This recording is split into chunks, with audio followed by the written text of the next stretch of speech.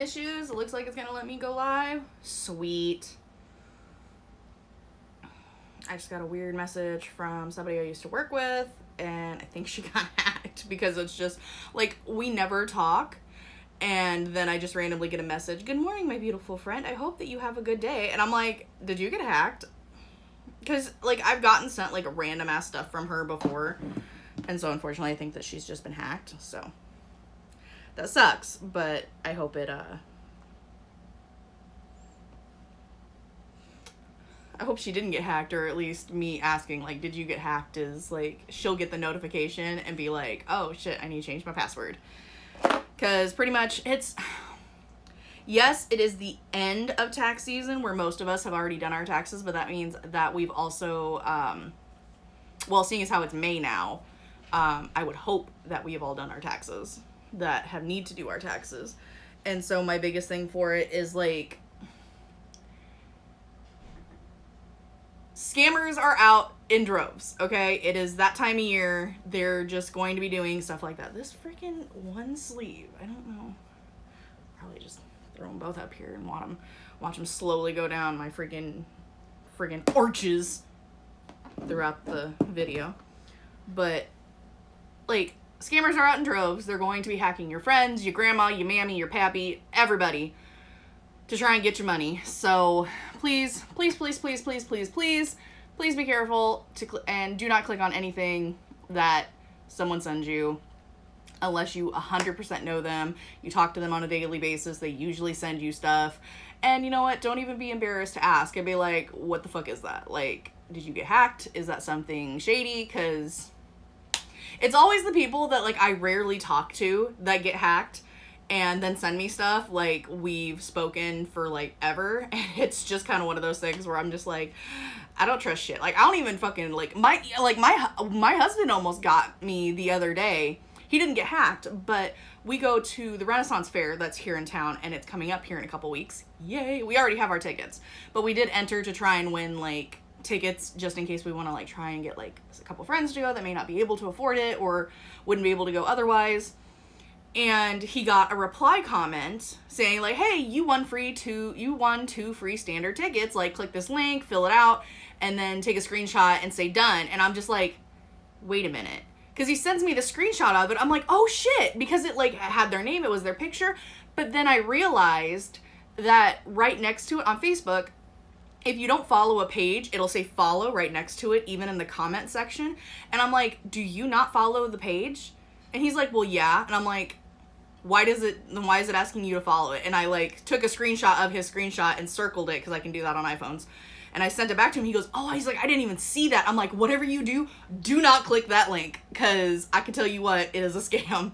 And I even messaged the page, because we got married at the Ren Fair back in September.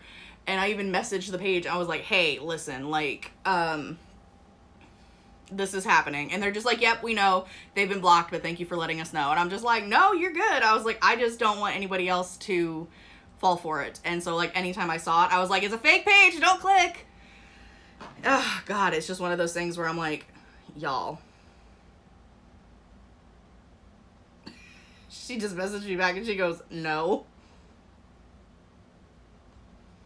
Okay. Anyway, we're just gonna carry on and just get started, because I don't know if I can handle this anymore. I'm already, like, stressed out to the max. My kiddo is on his first ever field trip for school today, and I've got that in the back of my head, like, I'm worried because, again, he's got ADHD. He very much acts on his impulsive thoughts, and so I'm definitely worried because they're like almost 45 minutes away from where he usually is, and usually like, we live right next to the school. So knowing that he's not, like, right there for me is a little, like, frying on my brain, and it's kind of a lot, and I'm like a little worried, but, like, at the same time, I'm just like, he'll be fine. It'll be fine. Even his teacher says he'll be fine. And I'm just like, I had this conversation with him. I'm like, listen, I'm like, same rules at home. I'm like, if I can't see you, you can't see me, like, when we're outside playing. So I'm like, you need to stay. If you can't see your teacher can't see you, and you need to make sure you stay where she can see you. Because I'm so paranoid about it. Like, My kid would be the kid that I get the phone call and be like, so we accidentally left him behind and we're turning around right now to go get him. That would be my kid. That would be my luck. So we're just gonna take a deep breath. Got my water. Water is making a... And also, I don't know if I've ever shown you guys my water. It has my name on it. But my husband has had this made for me by our friend who makes cups. And it's Harry Potter style, so it's got like... It's so pretty. I love this cup. I love it. It came with a metal straw, and I do not like metal straws. Okay, so it's a metal cup. And to me, I have this little thing like in my head where I'm like, it's a metal straw rubbing up against the bottom of a metal cup every time I take a drink, so I'm going to start drinking metal shavings. And so I don't use the straw it came with. I just use my fun little like pink straws. Well, because I have like reusable plastic straws that I got for like, I was probably like less than $2 off of Amazon. And when they came, like most of them were like deformed, like the straw tops or bottoms were like squished and melted a little bit. So there's only like probably like 4 of them in a pack of like 30 that are perfect that I'm okay with using, because I look at it and I go, it looks funny. It's going to feel funny in my mouth. So phrasing. Anyway, I have carried on enough for over 6 minutes. We're just going to go ahead and get started. So, yes. I should probably not put that close, because then it's going to have an issue switching back and forth. Okay. Hey everybody, welcome to another episode of Phoenix Reads. Today's episode is a series of Today I Fucked Up. That's right, y'all, it is Fucked Up Friday. As usual, I don't read any of the stories I'm about to read with you. I will leave any usernames in the description if you want to go leave your own opinion on their post, given it is still up. My username for Reddit is in the description. Feel free to tag me in stories you'd like to hear me read. Let's get started. I just realized I did not put my sign up on the door for nobody to knock, so I'm really hoping that today just isn't going to be one of those days where suddenly, for whatever reason, everybody and their mother needs me today.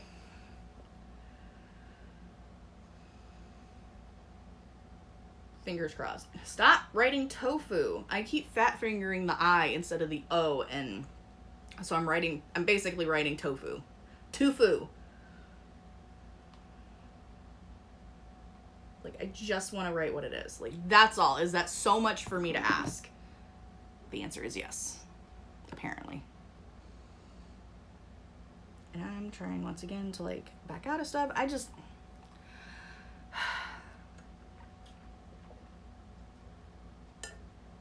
I just, like, spit on myself. I'm telling you, today is not my day. It's one of those days. It's a red flag day. I don't know. Okay. Fingers crossed that we can just get through the rest of this without any interruptions.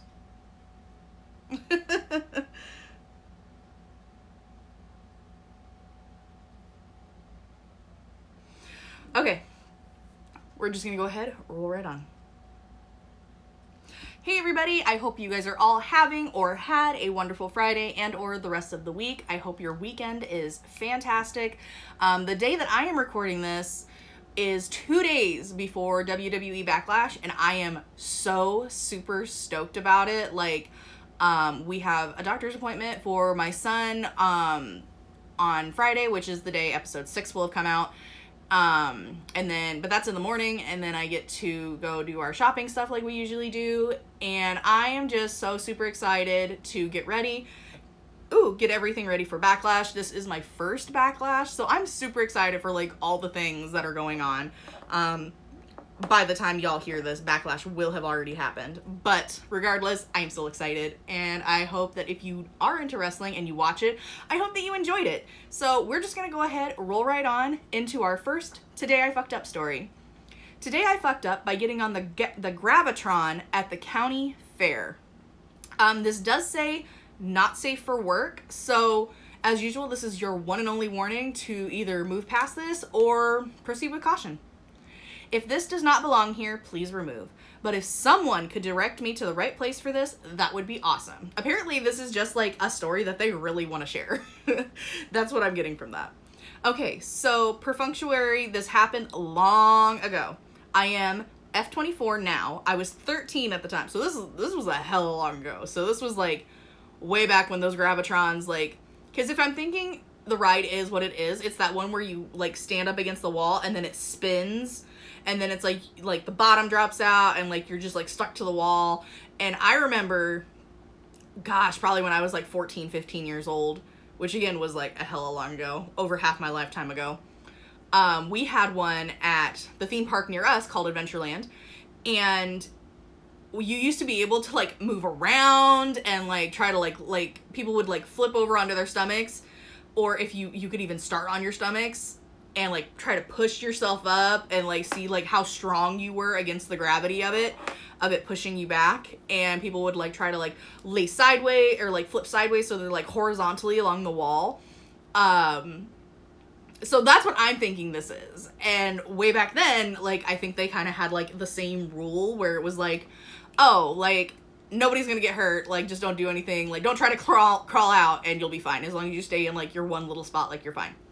So that's what I'm thinking this entails, but let's see. That's just my guesstimation for this story.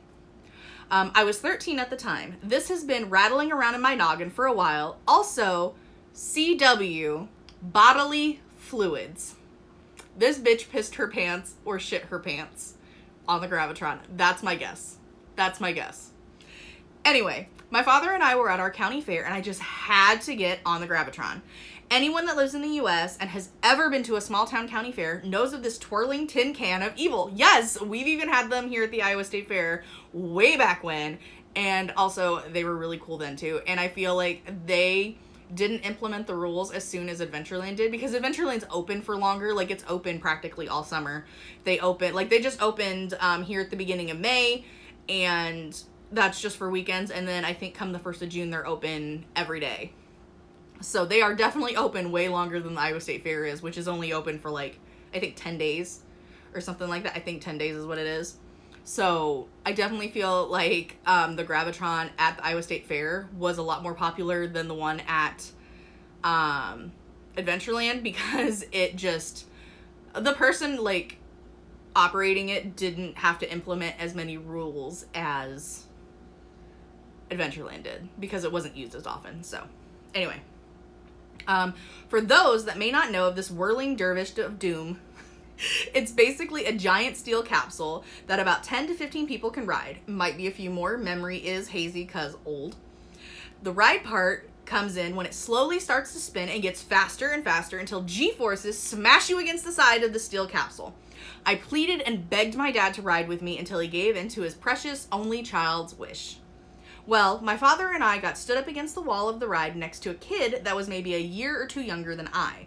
As the ride got faster and faster, I noticed the kid was getting greener and greener. Oh my gosh, this kid's gonna puke. Until, with a wail that could be heard over the mechanics of the ride, he released what I can only describe as a dazzling display of gastric pyrotechnics. This kid projectile vomited. Oh my gosh. That have remained in my memory for the last 29 years. It splattered me, my dad, and about 4 other people due to the G-forces being produced by this ride. The fact that this kid could even, like, throw up this way and, like, not just have it immediately, like, just shoved to the back of his throat, which, okay, honestly, that thought makes me want to gag. Okay, sorry. But still, the fact that he could even get it out of his mouth to splatter other people is kind of impressive to me. Which I think just goes to show, like, how violent a projectile throw-up is. Then, as the ride was encapsulated, it was the early 90s, and most fair rides... And most fair rides were put together with duct tape and the stubborn will of the operators. There was no way to see inside the ride.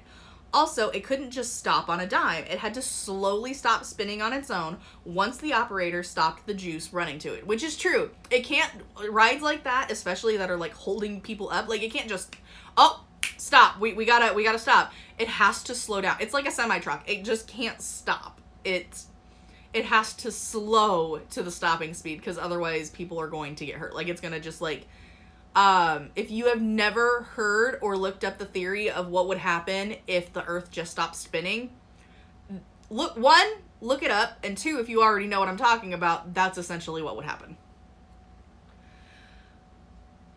Also, yeah, it couldn't just stop on its dime. It had to slowly stop spinning on its own once the operator stopped the juice running to it.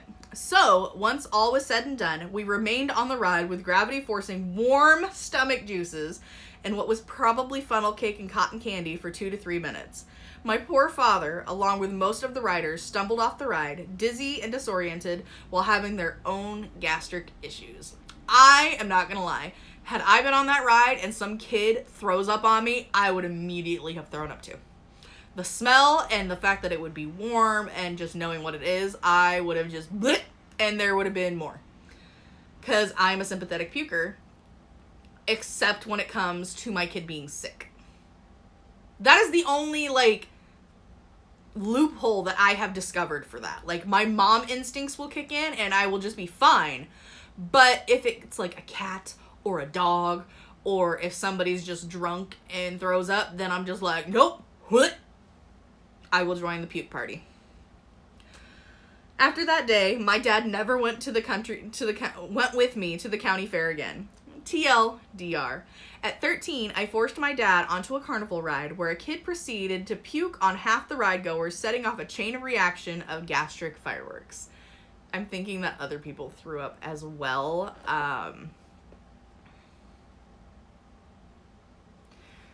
Yeah. So, this next one is also going to be, hopefully by the time this one comes out, will have also appeared, past tense, on the Ice Cream Sunday podcast. If not, it will be appearing very, very soon. But this is one of the ones that I also read on the Ice Cream Sunday podcast. If you have never heard of them, please, please, please, please, please do yourself a favor and go check them out. They are fantastic. Austin and Trevor are hilarious. They're funny. They get serious sometimes, but at the same time, they just know how to tickle your funny bone just right. Today I fucked up by getting Raid on my face and not washing it right away. Now, I have already told this story over on the Ice Cream Sunday podcast, so I'm not going to tell it again on here. If you want to hear my story of my interaction with bug killer on my body, go listen to the Ice Cream Sunday podcast and then come back and let me know how stupid I was. Or how terrible my boss was, whichever side you take. I was on my way out when I noticed ants on the ceiling in my apartment. They've been really active and annoying this last week. My ceilings are high, but the one at the door is lower and there seems to be holes in it. I got an old Raid Max, not sure how old it is, and sprayed it in these holes, and some of it ricocheted at my face. I was wearing a face mask and glasses, but still felt a bit of it next to my eye. I'm not sure if it got in my eye.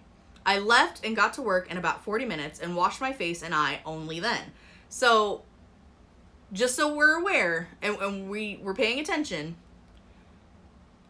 OP left bug killer on their face for 40 minutes, at least 40 minutes. It's been a couple hours now, and I've been going to wash my face a couple times more, but I'm not sure if it helps at this point.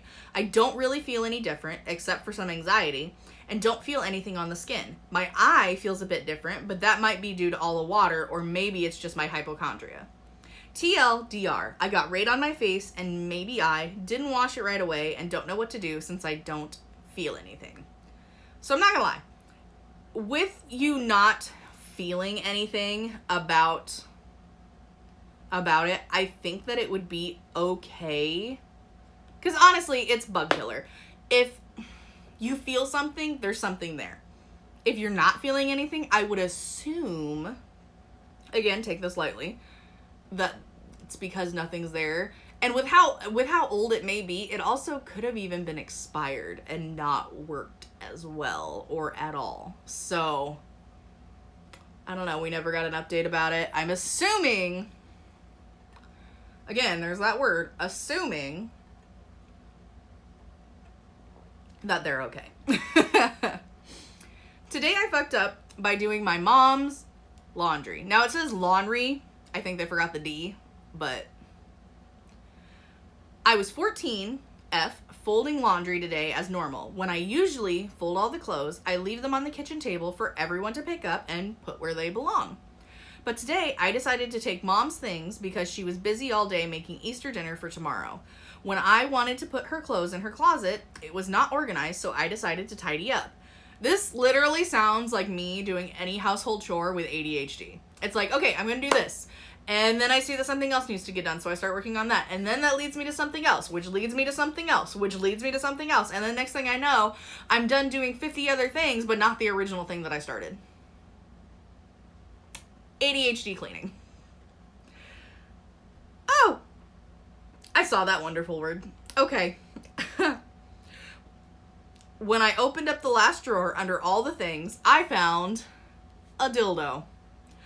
I wanted to somehow hide the fact that I found it, but all the other things were already folded, and I put quite a few socks without the pair in the laundry basket. So if I did throw the clothes around again, it would still be obvious that someone was there.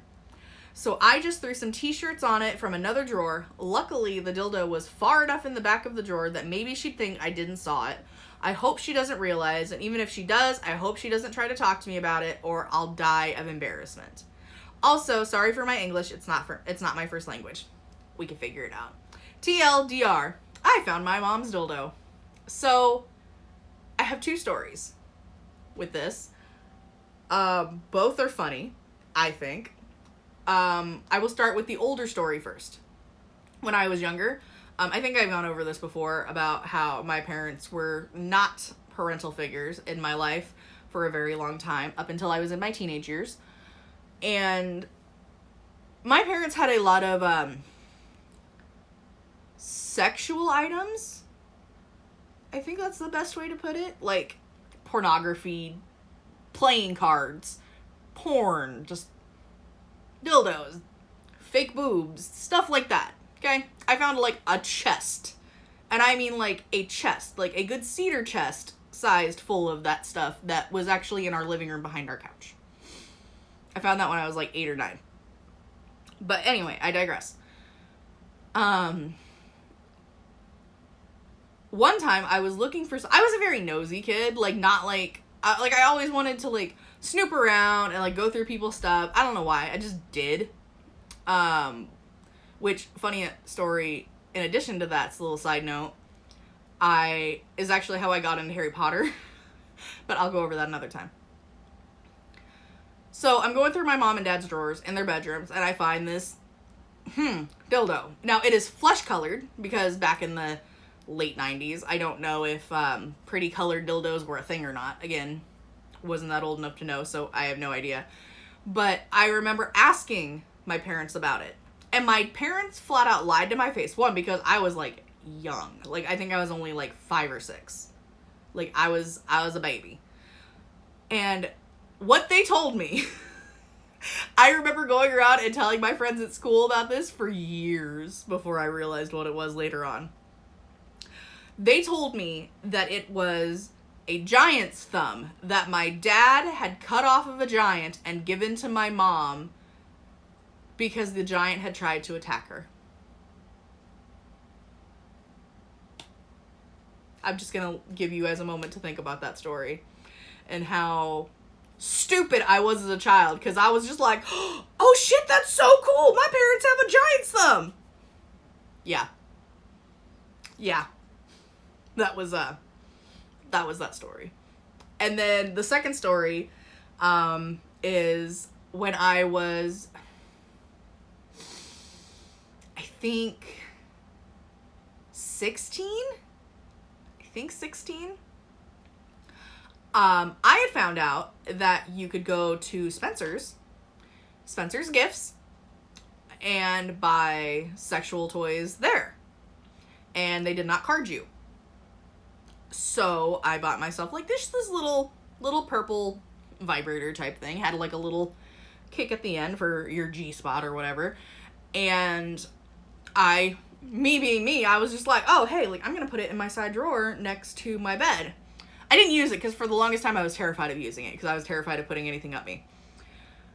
And my dad, who, bless his heart, he had done the laundry and went to, like, instead of just putting my underwear in my underwear drawer, he used to just put all my clothes on my bed and then I would put it away because, you know, I was old enough, I should have been doing that. Anyway, well, he knew I was out with friends, and on the off chance that my friends would come back with me, he didn't want to just leave my underwear on my bed, so he tried to put it in my bedside table out of prying eyes, and there lied my vibrator.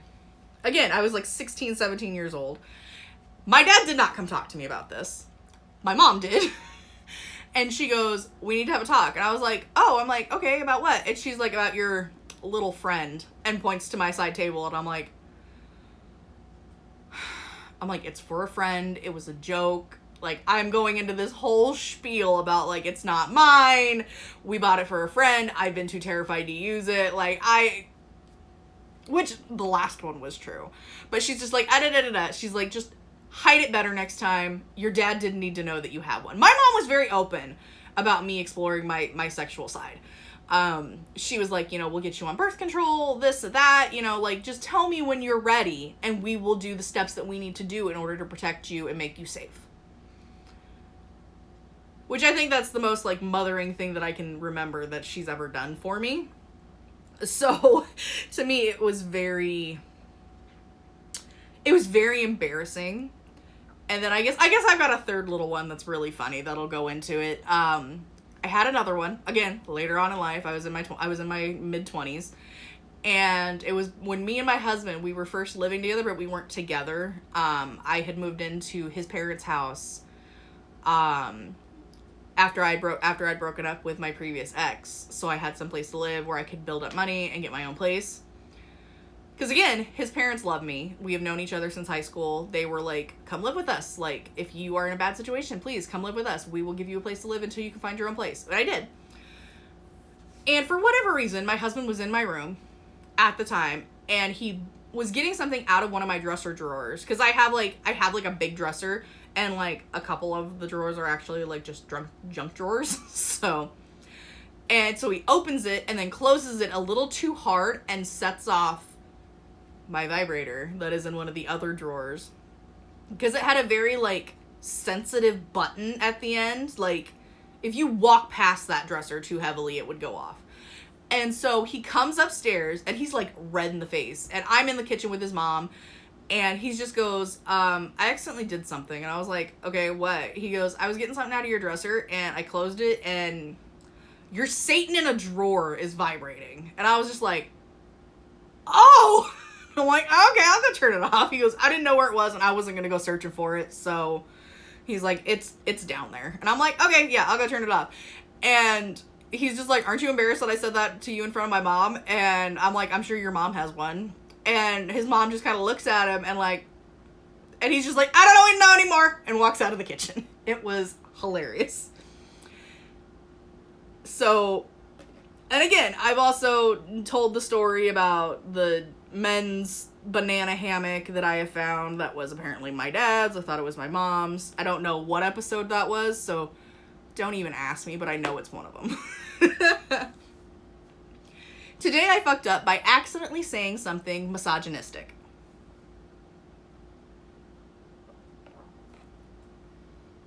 How do you accidentally say something misogynistic? I'm just gonna hold on to this for a second, and we're gonna see where this goes. Today, while at a corporate training conference for my company, I was mingling with some coworkers. We were recently part of an acquisition, and I was one of the few leaders from my company brought along amongst a sea of 200 plus leaders already in the parent organization. While being introduced to the new VP of training, another leader who is segment head of her division was brought up in conversation. I don't know if it was one too many beers or just foot and mouth disease, but when speaking about the division head, I said, it's awesome to see a woman leader who is so empowering because it's just so rare. Looking back, I realized it couldn't come across like I'm saying women aren't as empowering as men. I definitely noticed new training VP cock an eyebrow after the statement. It's certainly not what I meant, but that hardly matters now. TLDR. Embarrassed myself in a work socialization by implying women aren't as empowering as men. I mean, okay. to be fair, it is fairly rare to see women in a leadership position, like, especially if they have risen through the ranks and did it on their own, because unfortunately corporate America is a man's world, and that is stupid and it sucks ass. So I understand where he's coming from, and maybe it's more of the way he said it that came off misogynistic. But reading it, maybe it was just me reading it the way I read it, but it's just kind of one of those things where it's like, you know, like, I understand where he's coming from, but at the same time, did he really need to say it at all? Like, I think he was just trying to carry on a conversation about it, if I'm being completely honest. That's just how it came off to me, is that I think it was, he's trying to carry on a conversation, keep other people, like, in conversation about stuff, and it just came out the wrong way. I think that's what it was.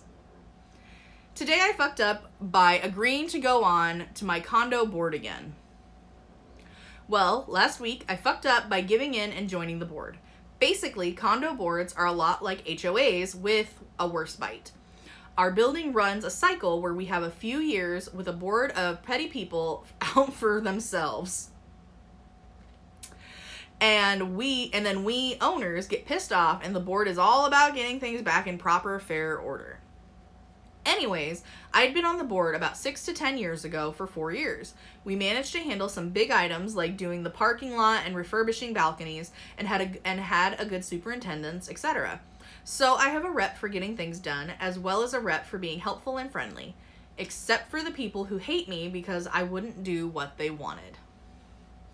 Sounds like to me like somebody originally, how do I want to put this?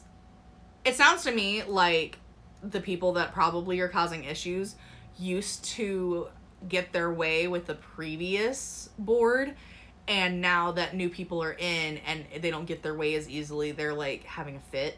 That seems to be like usually what happens in these situations. Anyways, I'm back on the board because we went back to having to deal with issues. Already getting calls from people with their demands on things, people tattling on neighbors, and so much gossip.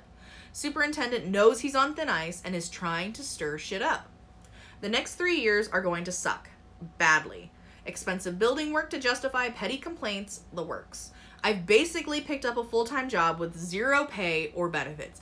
The fact that board members for these condos do not get paid, like, I understand, like, their payment is supposed to be able to have, like, a say in where they live and, like, what goes on in where they live and stuff like that, which I understand. But, like, the fact that no benefits are offered for these people that have to deal with this shit is kind of mind-boggling to me, I guess.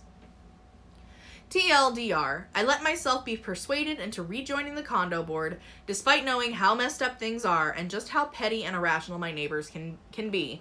And now I get to have a 3-year headache.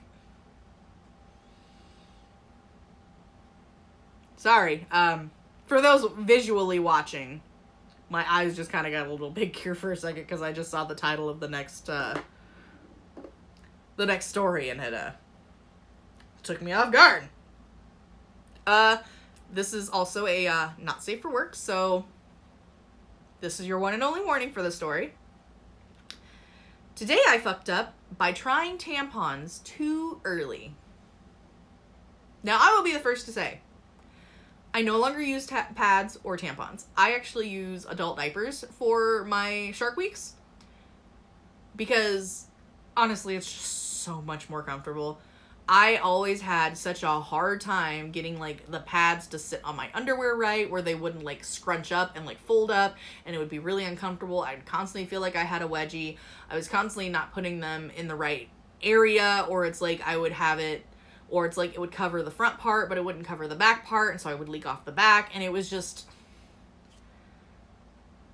It was really fucking annoying and really uncomfortable. And then I saw somebody on TikTok talking about how that's what she does. And I'm like, you know what? Fuck it. I'm going to try it. And I am so glad I did. I have done it for like, I think about a year now. And I don't think I will ever go back to pads or tampons.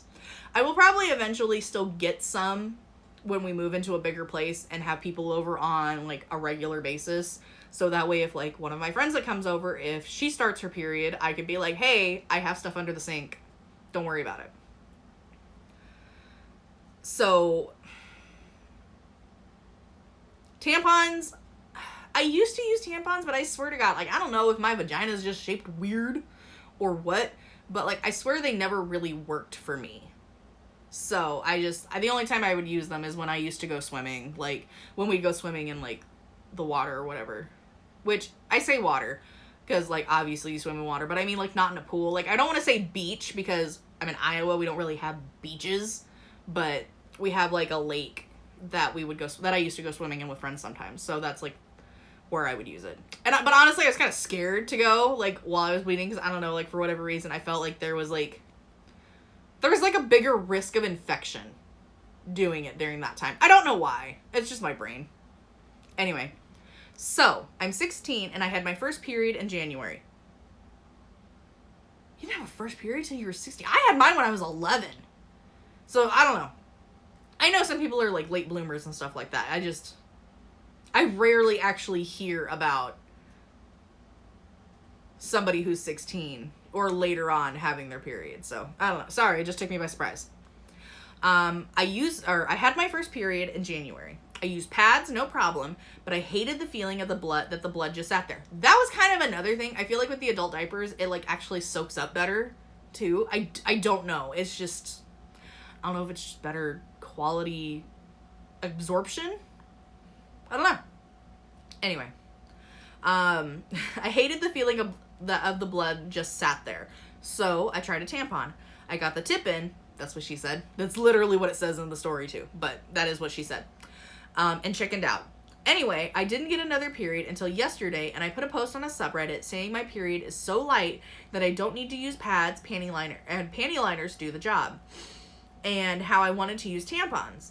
I asked if it was okay to try tampons and whether to invest in a moon cup. I think that's like a diva cup.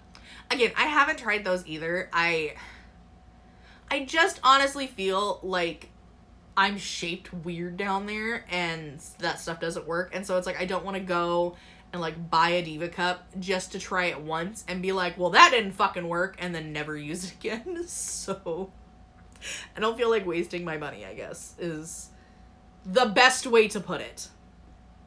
Oh,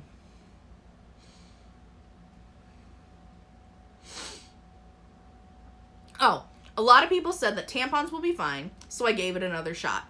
Using extra light tampons, I got it in fine. It was comfortable and it did the job. I left it in for 6 hours, and when the time came to take it out, the hell begun. Oh my God, she was spotting in there. She was dry, I guarantee it. I feel so bad for her already. Oh, I left it in for 6 hours, and when the time came to take it out, the hell begun. I put my leg up on the toilet and tug. Nothing happened. I pulled gentle but firmly, and it was confirmed. I'm far too dry, and the tampon is clinging on for dear life. I lay down on the floor, arched my back, opened my legs, and started wiggling it out. Nothing, and ouch. I started to panic because I am staying with my granddad and don't want to tell him my situation. I grab some coconut oil and lube myself up and wiggle. Nothing. So I squat in the tub and put the shower stream up to my vulva towards my vagina. The tiny bit that's sticking out gets wet and expands. I alternate between soaking the tampon and wiggling it out while squatting. After about 45 minutes, I'm free. I look at the tampon and the damn thing barely has any blood on it. I'm on my second day and it slid in easy, but I guess I had it coming. Knowing I have a very light flow and sticking a tampon up there anyway. I've checked and I'm pretty sure I haven't torn, but it does feel bruised. I could feel that. I could understand that. I put a panty liner in my knickers. I don't think my traumatized vagina will ever trust me again. It sucks because I told my friends I did it and it edited my post to say I did. I'm a tampon user. I can't admit to them that I ended up sobbing on the bathroom floor, cursing the bastard tampon. I'll go back to pads with my tail between my legs and accept defeat. When my periods are more regular, I'll try again. I've ordered a moon cup from Amazon. Shall I cancel the order or give it a go? TLDR. I struggled getting my tampon out due to it being too dry. Again, I haven't used tampons in like many, many years, but I have definitely had this... I've had this similar experience, given it didn't take me 45 minutes. I just ripped that motherfucker out. Because I guess I'm a psychopath. So it was one of those things where it was just kind of like, okay, yeah, it happens. But I feel really bad for people that are sensitive down there and have dealt with this. So if you have ever been a victim of dry tampon use, I'm sorry. And that really, really sucks for anybody to go through. Like, honestly, like, really, like, who wants to go through that feeling? And for anyone that does not use tampons or has never needed to use tampons or just has never had that issue, count yourself lucky. On to the next one. Today I fucked up by becoming the short to ground for a spark plug and almost dying. Oh, this motherfucker electrocutes himself. This happened a few years ago, but it still holds a couple of valuable lessons. Yeah, don't electrocute yourself. I've got a story for this afterwards. It'll be interesting. Back in high school, freshman/sophomore year, I got a set of hand tools, just a typical socket set for working on stuff, vehicles, small engines, you name it. I wanted to take it apart and put it back together because I was bored. One of the items that I wanted to try taking apart was an old Toro riding lawnmower. I don't remember the model off the top of my head, but it was part of my great-grandmother's estate and it was left behind after she passed away in around 2017. I wanted to see if it still worked myself, despite being told it still ran. I also just wanted an excuse to take something apart and mess with it again, because boredom. Again, this is exactly me. Like, if I ever get something for, like, one specific reason, I will use any excuse to use that motherfucking thing. No matter, like, when I've bought it and been like, oh, like, I can't use it until I get this. I will use any fucking excuse I can to use it. It's just how I am. Before I started it up, I wanted to verify that it had spark. I knew it would crank over since it had an electric starter with a key near the front steering column. So, me being me, I unthreaded the spark plug from the engine block and set it on the exhaust pipe, then reconnected it with the plug wire going to the Magneto. Or it says Magneto? Magneto. I don't know which way I said it, if it was right, if I said it right at all. I had gloves on while doing this, assuming they were electrically insulated. Never assume that a glove like that is electrically insulated. Initially, I cranked it over outside of my garage in the sun around noon. I looked back to see if there was a spark and couldn't see anything due to the sunlight. Yeah, no shit. I proceeded then to stand next to the mower with one hand on the plug and the other on the key for the starter. This is when I learned that my gloves were not insulated. They electrocuted themselves. As soon as I turned the key, I felt a couple of jolts of electricity go up my arm, with one reaching over as far as my shoulder, in the span of less than half a second. I survived with a numb arm for a few hours, and learned that there was in fact a spark going to the engine. I learned never to try to doing that again, and that I needed to buy electrically insulated gloves. Fast forwarding a few years, I'm in college for a degree relating to electrical engineering. From there, I learned 3 things. 1. Spark plugs operate with DC current, which is much more dangerous at high voltage than AC. 2. Modern spark plugs operate between 15 to 20 kV of voltage, sometimes as high as 60 kV, depending on the model. I was probably on the low end, but it still hurt. 3.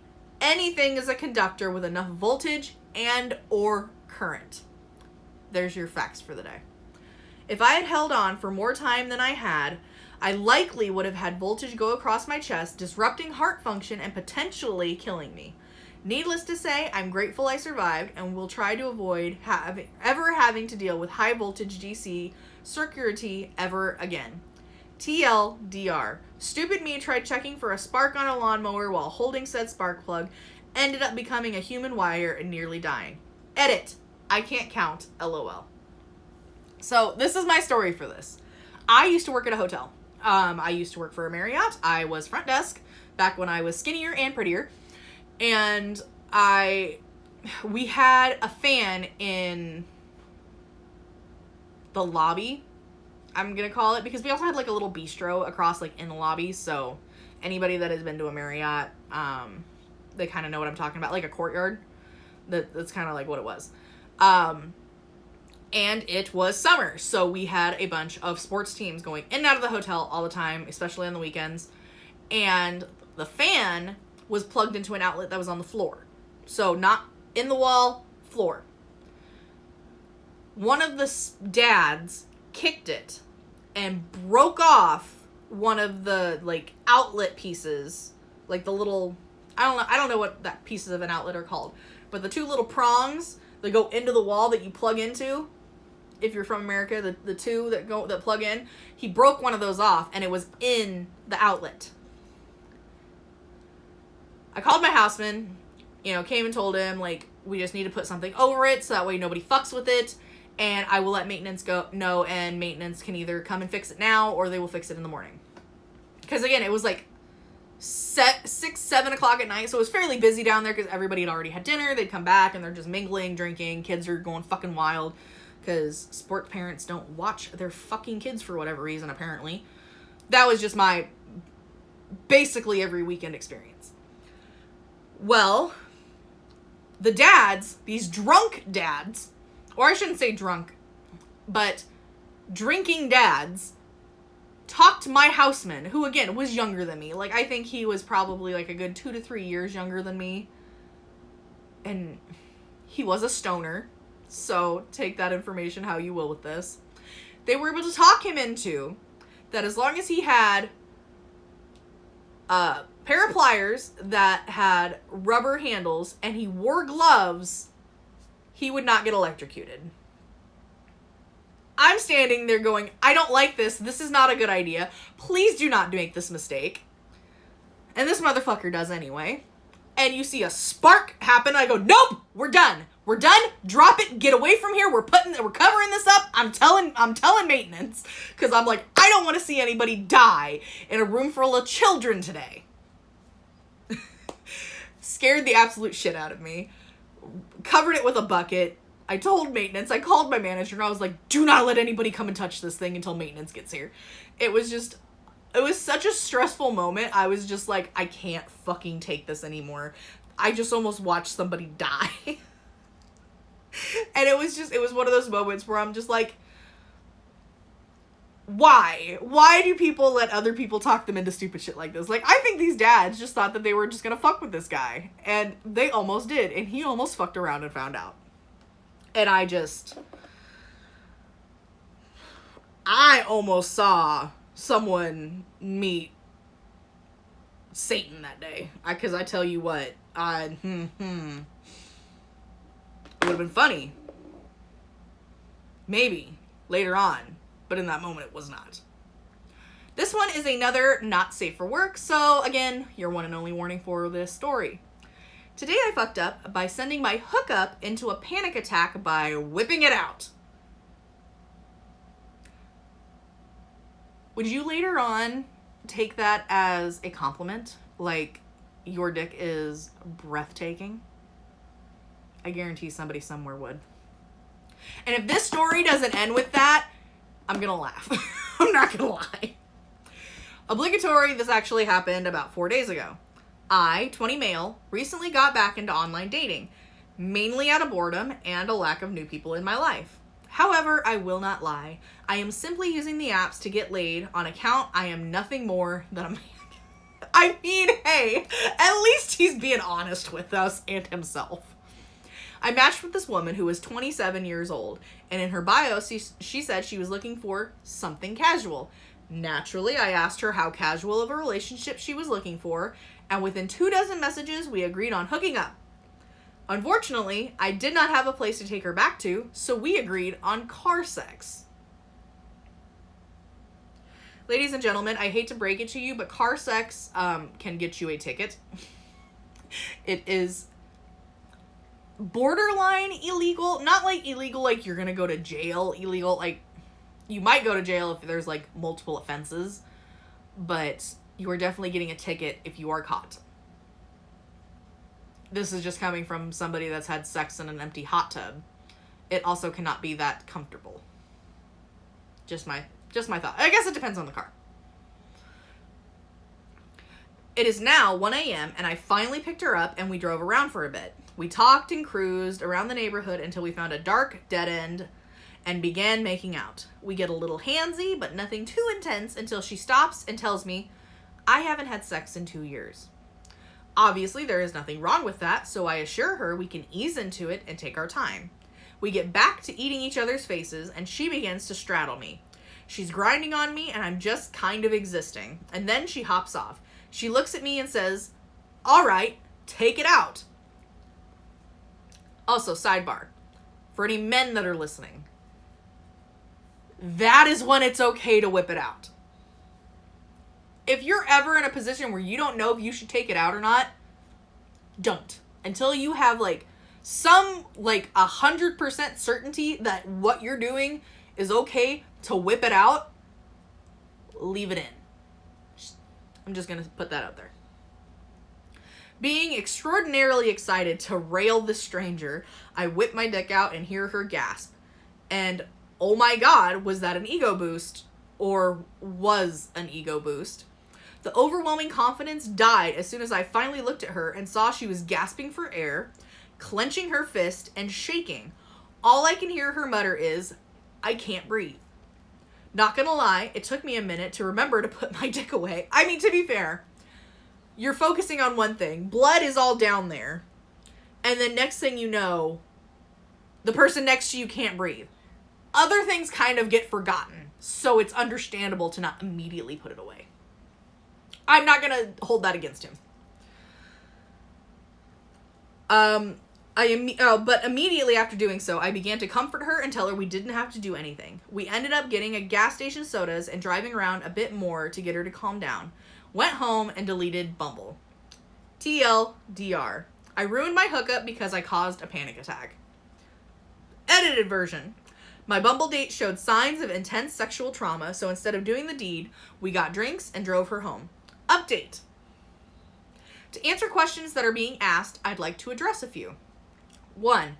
She has my number. I did not ghost her. She told me she might text me if she feels comfortable enough to.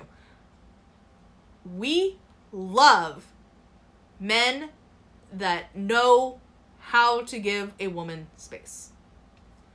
I love it. I love to see it. I love to hear about it. That's fantastic. 2. I deleted Bumble on account of a series of interactions that made the app uncomfortable, including meeting a convicted rapist, getting stalked, and having a low like ratio. You know, to be fair, I would probably do the same thing. 3. If she ever reaches out, more than likely she will not as life goes on. I will let y'all know. So, if you're ever curious,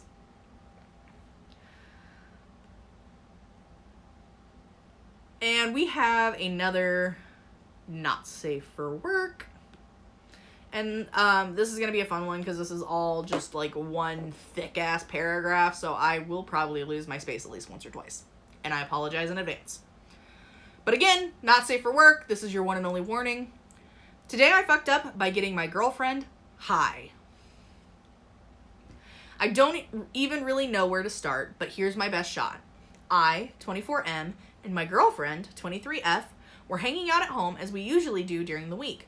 Both go to work, have good jobs, come home, and spend time together. I'm an avid 420 consumer, her not so much. But it's Monday night, not much going on, and she decides she wants to smoke with me. I'm not gonna lie, this would probably be me. If I had a boyfriend that or dated somebody that did that and I didn't really do it, I'd probably eventually just be like, you know what? It's a fucking Monday night. Let's give it a shot. I have many different types of wax that I like, and one is clear distillate. I don't know if this is spelled right, which is around 96% THC. So I lay both containers on the table, get a movie going, and go to get some snacks. Her, trying to be sexy, gets naked and takes a Rick Ross-sized dab of the distillate. Terrible idea. I tell her she's about 4 minutes before she's immobilized, and sure enough, 2 minutes later, she's in the bathroom puking. I bring her water and do all the necessary things, but she asks me to leave the bathroom as to not see her puking her guts out. This is also me, because I feel like I take care of so many people. I have that caregiver vibe, and so for someone to see me in the position of where I need to be taken care of is really hard, because it's like, when I get sick, like, I will isolate myself to the bedroom, like, not only to just not try and get anybody else in the house sick, but we live in such a small apartment that, honestly, that's pointless. But also because I don't want, like, my son to see me looking like shit, which he's always coming into the bedroom anyway, and like, Mommy, how you doing? Are you feeling okay? Like, I just want to give you a hug. I just want, like, here's some water. Like, here's this. Like, he's a very sweet kid, but he's not being a complete butthole. And then, like, also because I just don't want my husband to see me looking pathetic, like I'm gonna die in bed. Not like he won't see me like that later when he comes to bed anyway, but I digress. And I did lose my spat. Oh, so I go back out to the living room and watch TV, checking in once in a while. This whole time, I never noticed her phone sitting on the couch until she started getting numerous texts and Snapchat notifications. My curiosity gets the best of me, and I look. She has 3 male coworkers on Snapchat that are all texting her after hours. Odd, sure, but I blow it off as work friends. Until I looked at her memories. One particular coworker, we'll call him Greg, has a bunch of selfies in her memories. Some with her, some without. So I open the messages and, oh my God. Staring back at me is an exchange of nude photos and even videos that she has recorded of them and sent to her for safekeeping. Wow, words are hard. You can imagine the context of such videos. I'm heartbroken, sure, but I've been cheated on and I knew I could get through it. What horrifies me is the size of the guy's dick. Now I see why this is a not safe for work one. I've never seen anything so massive. It looks like a half-used roll of paper towels. Okay. So I'm assuming like this. Now I'm scared. I don't like that thought anymore. We're putting you down. Well, that's my thumbnail picture. Sorry. One of the videos consisted of her giving the dude head, and she could barely get the tip in her mouth. Seriously, this dude isn't hung like a horse. Horses are hung like him. Sorry, I wasn't expecting that sentence. I'm so ashamed and embarrassed that this has been going on, and I have actually come into her work and had conversations with these people who are fucking my girlfriend. TLDR. Girlfriend got too high and went through her phone, and while she was sick and seen her being degraded by an absolute beef bus attached to her coworker. Update. Knot has been cut, and she's currently at her mom's until she can get help moving everything.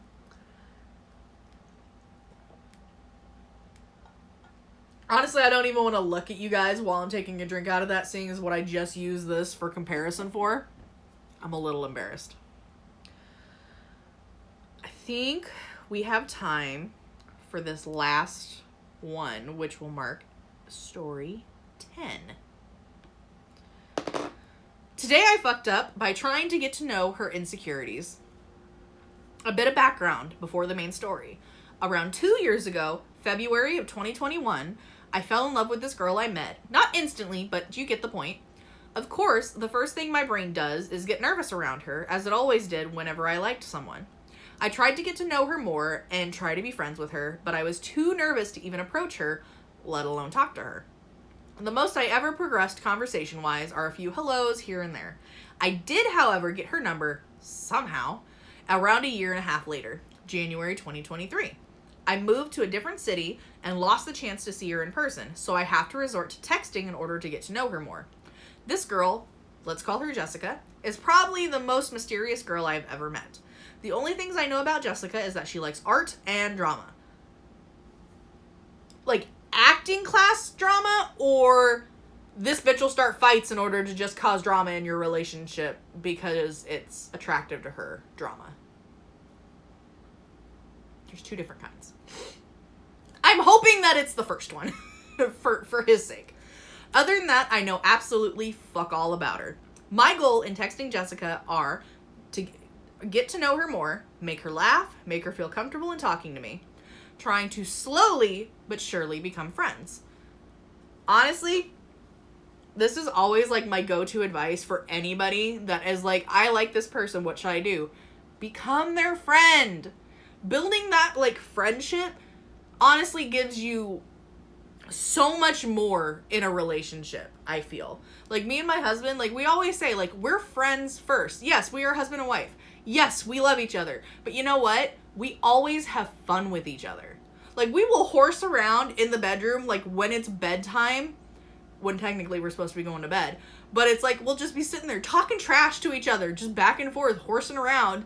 And it's some of my favorite memories is to sit here and talk shit to my husband and just talk shit back and forth. Those are literally, will always be some of my favorite memories. Yeah, okay. I have been carefully composing the things I text Jessica. I feel, though, as one mistake means failure and no way to recover. Fast forward to today. I have been texting Jessica for a few days now, and after gaining the balls to text her without being nervous to the point of being unable to function, I'm slowly getting to know her more, and it feels like maybe she's actually enjoying having a conversation with me. But suddenly I had the genius idea of asking her of her insecurities. My reasoning is that by learning her insecurities, I can get her to open up to me and form a stronger connection. In hindsight, I realize that this is the stupidest thing that my brain has ever produced. However, I didn't realize how stupid the idea is. I may never know. Oh, how I didn't realize how stupid the idea is, I may never know. The conversation went like this, paraphrased and simplified. OP, what are your insecurities? Jessica, I don't think I feel comfortable sharing that. OP, why not? Jessica, I just don't feel comfortable sharing this to anybody. This is where I really fucked up. OP, you can trust me. Jessica, no, I'm not telling you anything. This is my business. I'm sorry. Please forget. OP, I'm sorry. Please forgive me. What I should have done is stop forcing her to talk about something that makes her uncomfortable and instead talk about something fun, like dogs and cats. But I didn't. I did the exact opposite of my goals of texting her.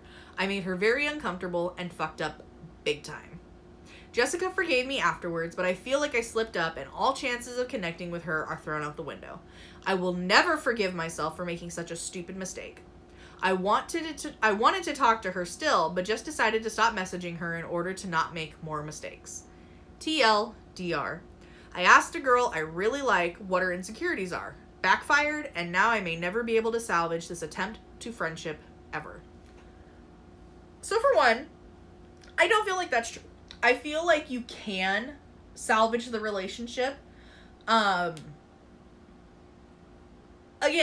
by just letting her pick the conversation. Like, being like, even simple, like, as crazy it might sound, simple ones like, hey, I'm bored. Like, what do you want? Like, you want to talk about anything? Like, is there anything you want to get off your chest or just want to talk about? Because I just need something to preoccupy my brain.